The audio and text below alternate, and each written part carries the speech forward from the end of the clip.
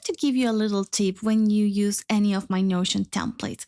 You'll start noticing as you use Notion that this left bar over here starts getting really crowded, and it's really difficult to simply find the template that you're looking for.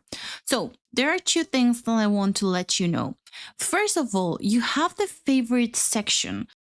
So let's say that you bought one of my templates, for instance, the intentional time tracker template.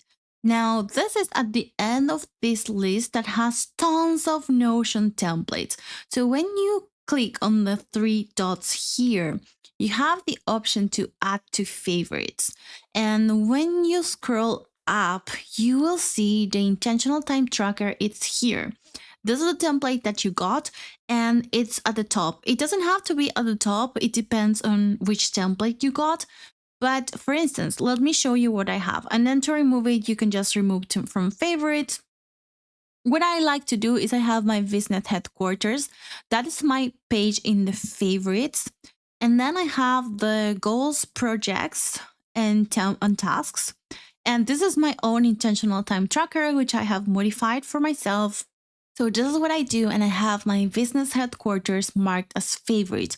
And then in here, I have everything I need, so I quickly find it. Second option is to use the search. So here you can just type intentional time tracker, for instance, if that's a template that you got from me, and then you just click one of this, and this is the template that you were looking for. Now, this is only useful if you have renamed the template to something that you remember. Otherwise, keeping it in your favorites is one of the best ways to quickly and easily find it.